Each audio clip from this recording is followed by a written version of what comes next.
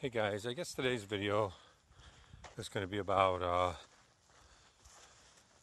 it's just my small walk in the woods here.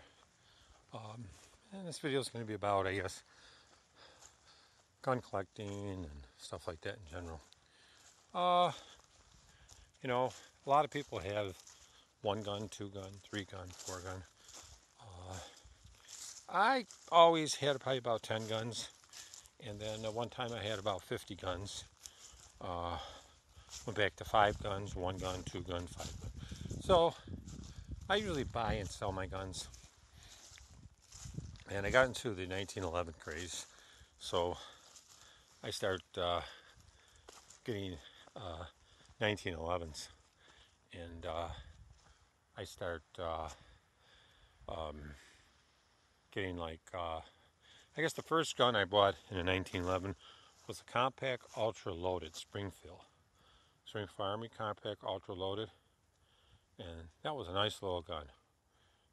It really was. It's a pretty nice looking gun, and I really liked it. So I had it for a little while, but I didn't like the recoil on it because usually those small guns have a pretty bad recoil on them. So since it had that recoil, I decided to sell it. And I'm trying to remember back my second 1911, but that was the first 1911 that started the craze. And when I shot it, I really liked it because it was all steel, and it really shot nice. It was accurate, and there wasn't as much recoil as on my standard guns, my polymer guns like the my USP 45, my H&K 45 and stuff. So I went ahead and I picked up, and I'm trying to remember, but it's been such a long time ago. I'm going to guess my next gun after that was the, I can't even remember, it's been so long ago. I'll have to just jump forward a little.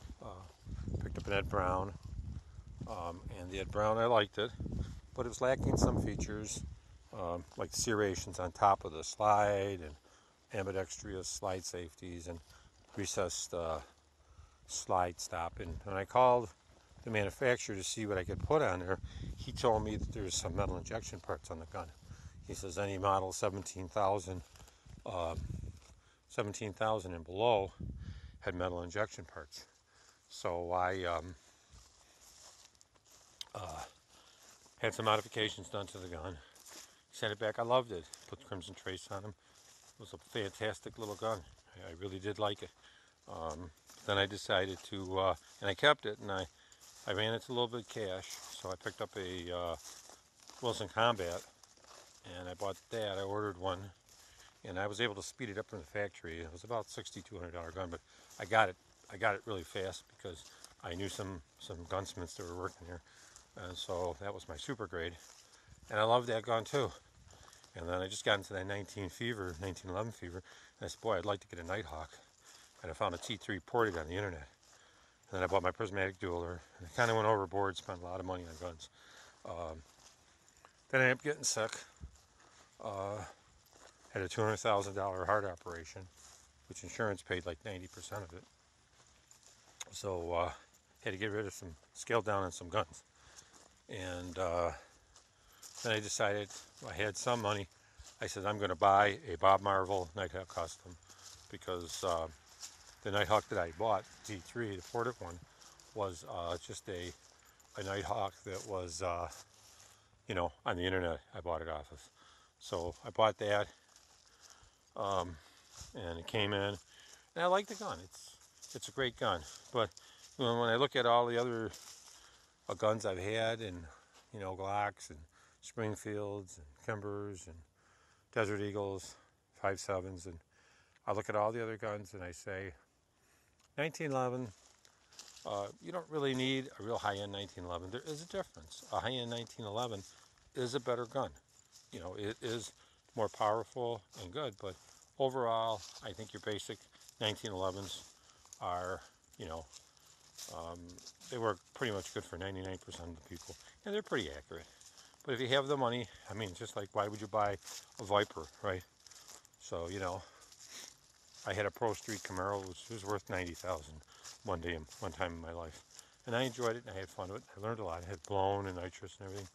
Why do you need that? Then, you know, my little Versa that I'm driving now.